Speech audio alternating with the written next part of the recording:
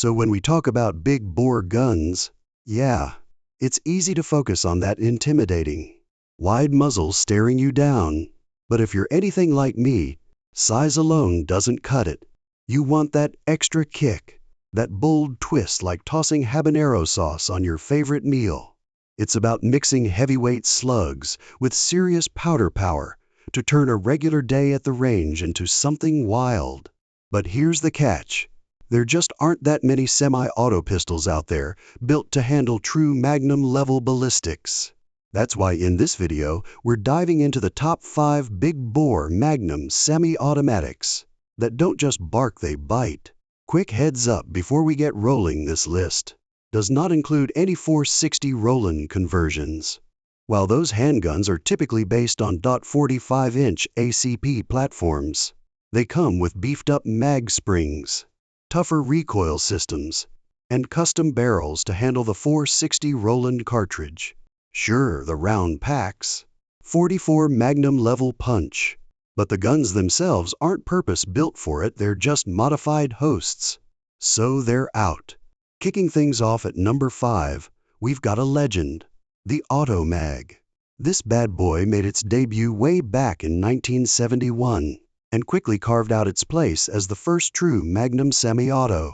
Imagine taking the mechanics of an AR-15 and squeezing them into a pistol frame. That's pretty much the idea. It runs on a short recoil system with a rotating bolt, delivering serious muscle through the .44 Auto Mag cartridge. That round is essentially a tweaked version of the beloved .44 Remington Magnum, only with a longer, rimless case designed to feed smoothly in a semi-auto format. If you're a fan of Clint Eastwood's Dirty Harry series, your ears might be tingling right now, because the Auto Mag got its time to shine in Sudden Impact, the 4th film in the franchise. It was a perfect fit for Harry Callahan, stylish, powerful, and unapologetically bold. But here's the question, if it was cool enough for Dirty Harry, why didn't it become a household name? Well, that's where the story takes a sharp turn. Despite a flashy debut, the Auto Mag's journey was plagued by business blunders and market misfires. The company behind it tried to ignite demand by selling the pistol at a loss, hoping that buzz would lead to long-term success. But let's be real, a massive semi-auto Magnum turned out to be more of a collector's trophy than a practical sidearm for most shooters. Even with the hype, the average gun buyer just wasn't biting. The company started shipping Auto Mags in August of 1971, but by the following May, just 9 months later, they were already filing for bankruptcy, having made only about 3,000 units.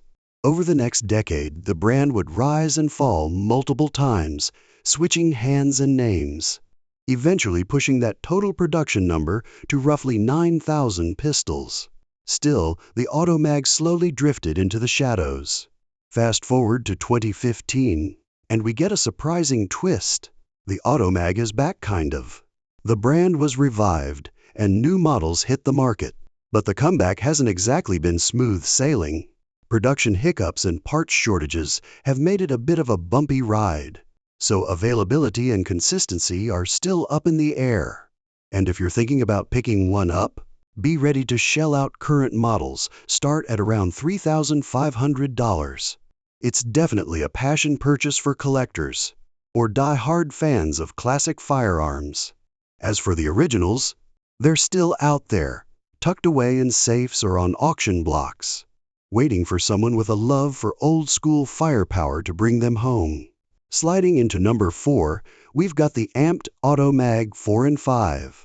So AMT, short for Arcadia Machine and Tool, stepped onto the scene in 1977 and was actually one of the players behind the original Auto Mag. Jump ahead to the late 80s, and they decided to reboot the concept with a new twist. Around 1987, they rolled out a line of pistols that looked like oversized 1911s, but ran on a simple blowback action instead of the classic tilting barrel system. The early models? Chambered in .22 Magnum. Yeah, not exactly thunderous, but things got more interesting. In 1992, AMT brought back the tilting barrel design with the Auto Mag 3, which initially launched in 9mm Winchester Magnum, but it really gained traction with the .30 carbine chambering. Still not quite the heavy hitter we're hunting for, but hang tight, we're getting there. That same year they dropped the Auto Mag 4, and now we're cooking. This beast was chambered in the potent .45 Winchester Magnum, finally stepping into true big-bore territory.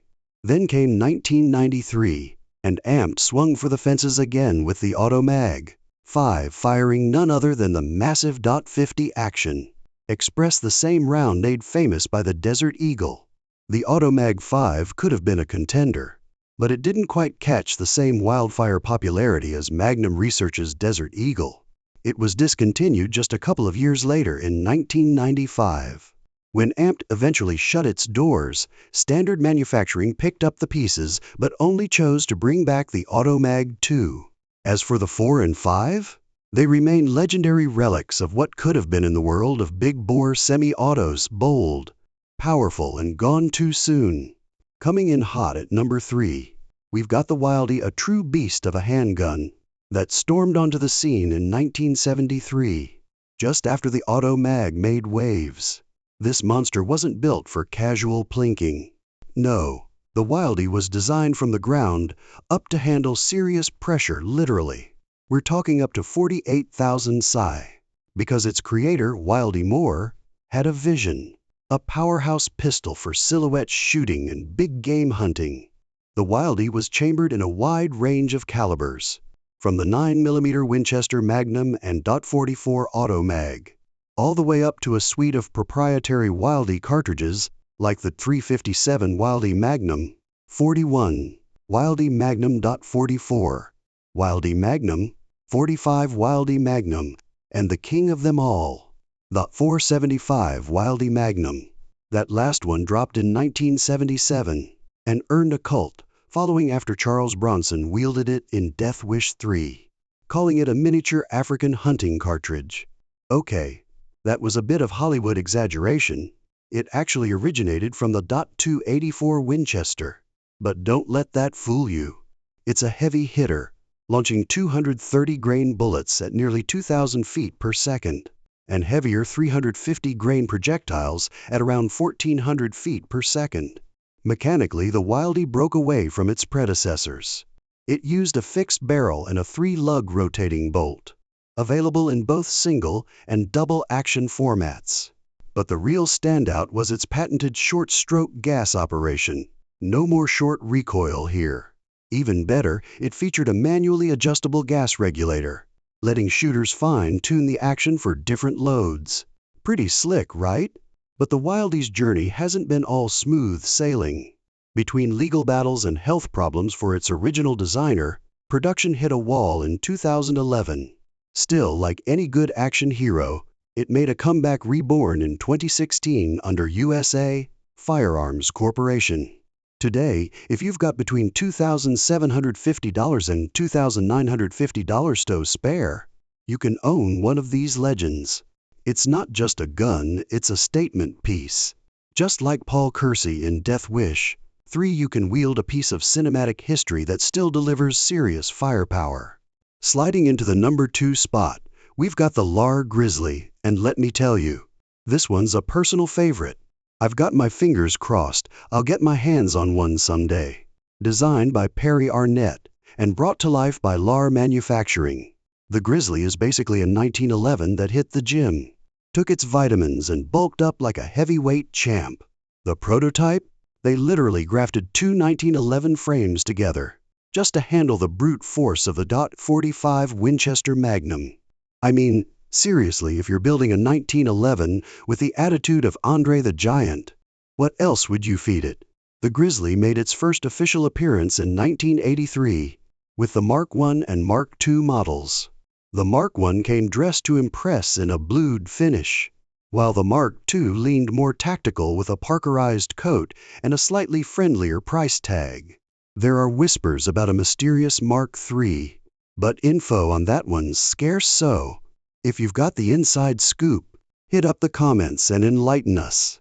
Now, the Mark I and the second weren't just muscle and no brains. These pistols came with optional conversion kits for folks who wanted to change things up from the .45 Win Mag. With a quick barrel ejector and extractor swap, you could run calibers like .45 ACP, 357 Magnum, and 10mm Auto. And LAR didn't stop there. They rolled out the Mark IV in .44 Remington Magnum, and the Mark V in none other than .50 Action Express. Yeah, they weren't messing around. So what derailed the Grizzly's reign?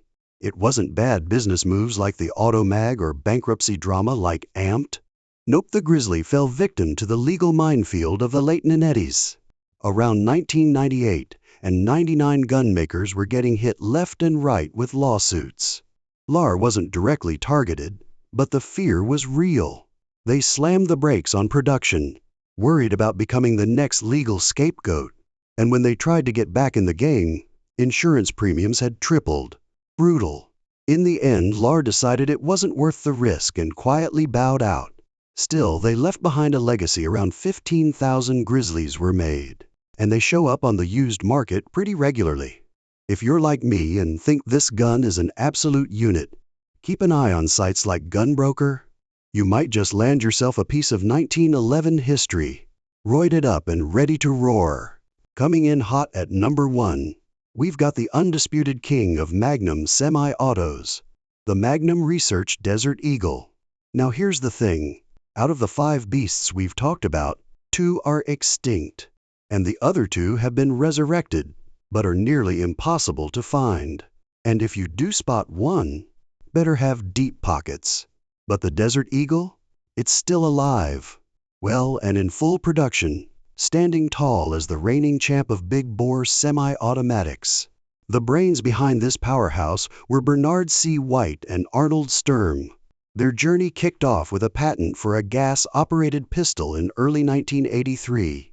After a few design overhauls by Israel Military Industries, now known as Israel Weapon Industries, they locked in a second patent in 1985. The first Desert Eagles hit the market chambered in .357 Magnum and .44 Magnum, with a brief pit stop in .41 Magnum territory. But the real show stealer came in the late 80s, the .50 Action Express, a mass-produced .50 caliber Magnum handgun. Yeah, that turned the firearms world upside down. And this beast didn't just make waves, it sparked a movement. The T50A might have had its quirks, but there's no denying it was a powerhouse. Magnum Research didn't stop experimenting either. They played around with Wildcat's 357/44 Bain and Davis, A44 Magnum case neck down to .357, and the .440 Corbin, plus a short-lived run with .41 Magnum. Most of those ideas never made it past testing, but in late 2018, they brought back a reinvented .440 Corbin under the new name, .429D. It's still relatively fresh, but here's hoping it sticks around. Now there's been some debate about the Desert Eagle's reliability, especially in less than ideal conditions. But when it comes to sheer accuracy and performance, it delivers. And let's not ignore the elephant in the room, its looks. That massive frame, that unique design, and the legendary .50 caliber punch. It's no wonder this gun has become a full-blown celebrity, racking up appearances in over 500 movies and TV shows. It's more than just a firearm, it's a cultural icon. And that wraps up our rundown of the top 5 big-bore Magnum semi-autos. Got another list you'd love to see? Drop your ideas in the comments below.